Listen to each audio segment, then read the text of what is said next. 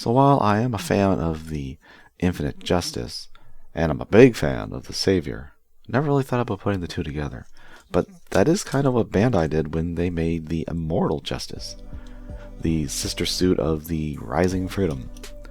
Although, I don't know, Immortal Justice, I kind of wish, since I do feel it's a combination of the Savior and the Infinite Justice, they would have combined the names. Like maybe, like with Strike Freedom, it would have been Infinite Savior. I don't know, maybe not. Infinite Savior, so I don't know. Infinite Justice is weird too if you think about it. So whatever, who cares? But this mobile armor mode, I don't like it as much as the Freedom, mostly because the nose cone is really tiny. I liked how long the other one was, and the fact that it had two fins, and the fact that there were fins on the back, which there aren't here, they're just thrusters. And with the way the legs are, they're not really facing in the right direction. If you like, they don't move. If they actually angle down, that might work. I like the wings. I think they're kind of cool. They're very simplified. They remind me of the what is it, the Raider? Kind of like the Raider, the mass production one, which has like its own like wings up here and then has another glider down here. I'm getting that vibe.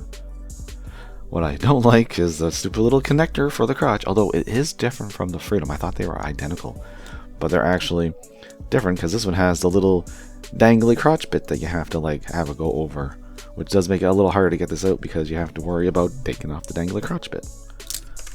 But yeah, it has a little hole back there. And you still got this, but this is worse than the Freedom one. It seems, I don't know, it seems like they kind of they made it weird for the Immortal Justice, where the Freedom had these little interesting things. They tucked them away here, like just a hole it left in the shield. There's no little thing to cover it up. There's nothing when you don't have the beam rifle stuck in there. That's not fair. Oh, I do like the little guns, little beam emitter, beam like gun thingies on the end there. I like those there. It gives it more actual firepower than I think the Freedom in this mode. Another thing I don't like is that you have to take the helmet, or the it's kind of like a helmet, take the nose cone apart in order to get it around because it's too big for the with the little well, it's not little, the huge command antenna on the forehead. And then you can always just like rearrange things. You can push the gun barrels in. That's kind of neat. Get those in. And you just kind of move it up like with the Freedom if you want to have the wings a little bit higher. And just like before, you're done. It's mobile suit mode and it looks cool. It definitely has more of a color scheme with the Savior. Definitely. That's why I think it's like a combination of the two. And I really, really do like the mobile suit mode. This mobile suit mode is sexy. And they really did a great job with the stickers. Like, what stickers? Where the Freedom had all those ones on the wings, these are plastic. This is the weirdest thing. I don't think I've ever seen it. It feels like if you watch anything like videos on Lego and they talk about illegal techniques, this feels like an illegal technique. That's not connected together with anything. That's just like connected into the blue. Like, but the red, there's no red at all that's connecting it. So it's just there. It's a good tight fit. It just feels weird. Like, you know, it feels like that shouldn't work, but it does. And you can check a look at that head. It does have the all the white and gray for the mouth, so there's no color to it, just like with the Freedom. Definitely like that V-fin. It's a nice looking V-fin. Like all the detail, it's very detailed, and no stickers like at all, just for the eyes and the cameras. It looks great, and posability is also great. Oops, that is one problem. I think it's basically identical to the Freedom. I don't see why it wouldn't be. But yeah, everything works as it should. Everything's stiff. Everything's stiff, aside from these ball joints.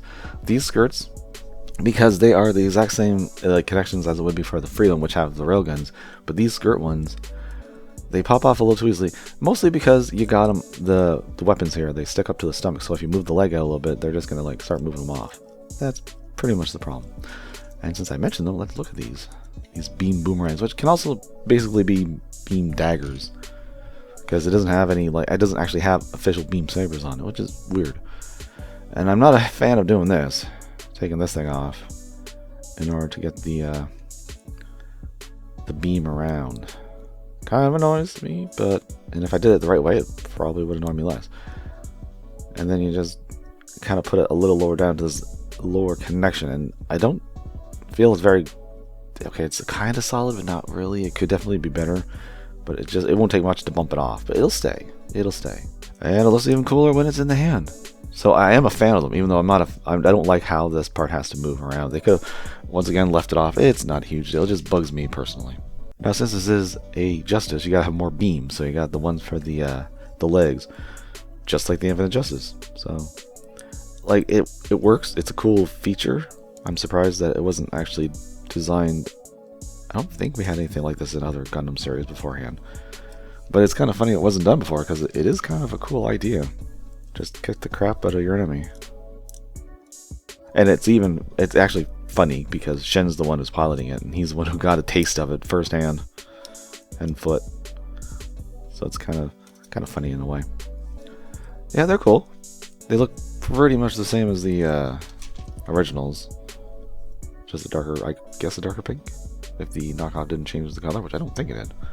And the beam rifle is the same as the Freedom, although they didn't put up as many stickers. The Freedom has little blue ones right here against the wire, and not on this one.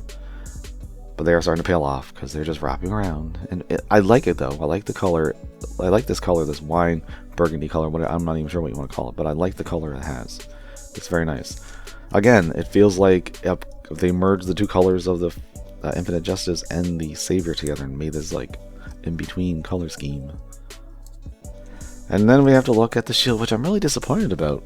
It still has the little effect here on the end, like the Freedom. And it has little wings that pop out. If I can get them out. I shouldn't have cut my nails. And it still has the stickers here, so the accessories usually have more of the stickers. The suits themselves are pretty good. And while I like the way it looks, it is cool looking. I don't understand why the Freedom one is way better, because it has the main beam and then it has two on the wings. Why doesn't the it's Justice. Beams are its thing. Why does the Freedom one have more? Like, the Justice doesn't have more guns than the Freedom. So why does the Immortal Justice have less beams than the Freedom? Because it even has beam shields. This guy doesn't have a beam shield. That's not fair. I feel like the Immortal Justice definitely got the shaft. I don't know why, because it looks really awesome, but in terms of its accessory count, it feels like it got kind of like kicked to the curb. I don't get it, because Immortal Justice, usually I like the Freedom variants more than the Justice ones, but not in this case. I love the Immortal Justice. Even, like, I've been complaining about what it doesn't have, but if you take this guy out of the equation and just look at the Immortal Justice as its own, it's really awesome.